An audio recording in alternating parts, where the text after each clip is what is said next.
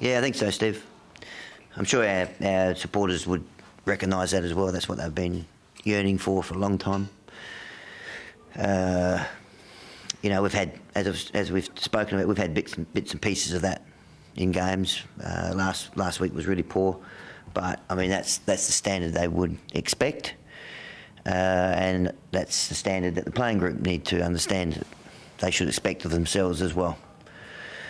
So to do that was the most pleasing thing. The scoreboard end result is a bonus in reality for us against a very hardened and I think well-equipped Sydney side. I mean, those conditions suit Sydney to a T. So I thought our capacity to compete with them all night, particularly when we were headed, and to fight back was the most pleasing thing. Neil, did it suit your boys even more because it just became a simplistic game? And maybe that's what they needed, just something simple instead of all the pressure they'd had before? No, I don't think so, Michelangelo. I think it's more about the effort. You know, and we've seen some really outstanding quarters of football when we've had that sort of effort with the way we would normally play. When wet conditions dictate that tonight, pretty much even numbers all over the ground around stoppages.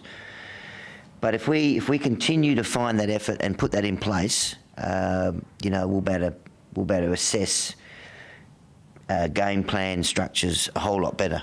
Because if you haven't got it, you can read a lot of things into a range of areas. So, yeah. Have they just had a gutful? Is that what sparked it? That they just maybe had enough of everything that was being put on? Well, you get to that stage, but you'd like to think that we're better than that. You know, we don't want to be a football club that has to sit here for 5-6 weeks, you know, and have criticism motivate us. So. The group have done a lot of work with themselves. The senior leadership group have been fantastic. They've kept buoyant as a group. So hopefully this is just a start for them for the rest of the year. And it's important that we continue to play with that sort of energy and that sort of intensity, because that's what they expect of themselves as well. So. Can you describe, Neil, how you're feeling? Is it more relief or is it just pride? I mean, what's going through your mind at the moment? Oh, I'm really pleased for the playing group, Ian. Really pleased for the playing group, and I'm really pleased for the 23,000 people that showed up tonight, you know, under really tough conditions. You know, and we haven't been playing the sort of football that they would want.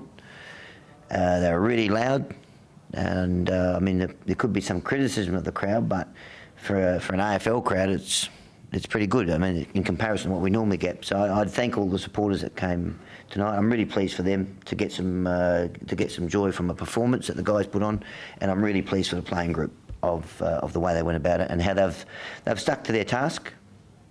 But you know, we've still got quite a few games to go to demonstrate that even more. Neil, in terms of motivation, you said you don't want criticism to drive it. What do you think really did get the G up for the guys this week as opposed to recent weeks? Well, it's like, you know, you could never put your finger on one thing. And we've made some significant changes to personnel. We had a weight of numbers tonight, you know, in terms of the even contribution, rather than, you know, sitting here talking about 3 or 4 individuals or, you know, that sort of thing.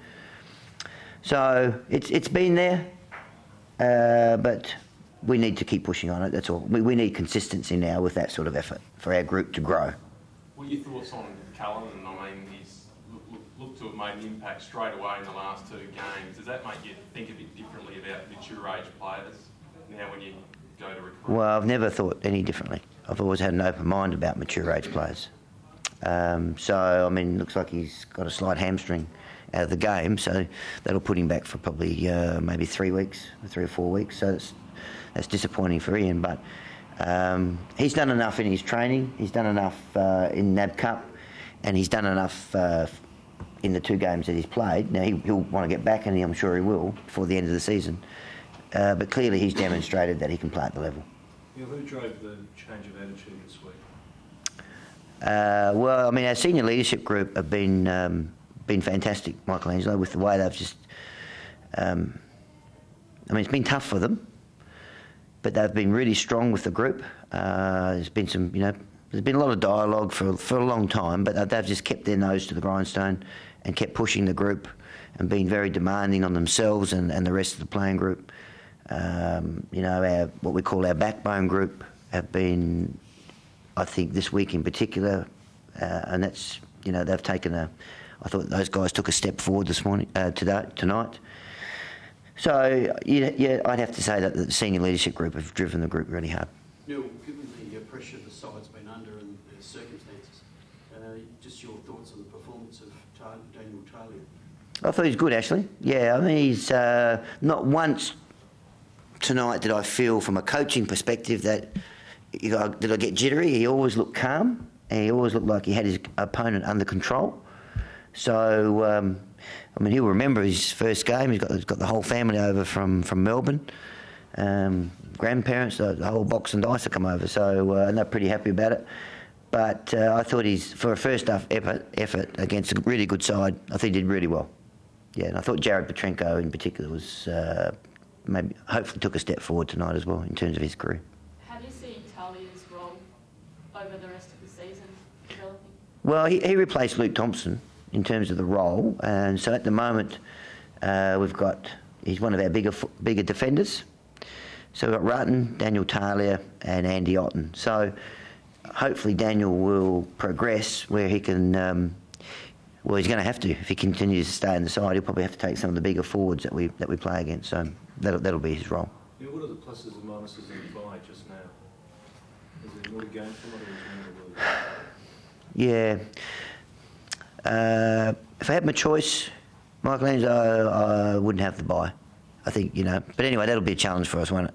To make sure that we don't get seduced by one effort as a playing group, and I'm sure they won't. But they need to enjoy it, you know, and savour it. But it'd be nice to be able to go again next week and butter up. But we haven't. But that's okay. So we need to use it as a bit of a break as well, and we will. You know, in the middle of next week, and then it's I think it's Essendon out here on a Friday night. Is there anything you learned about the way to go about the game now from this sort of result? In what area? What do you? About that work ethic. Oh, the work ethic, yeah.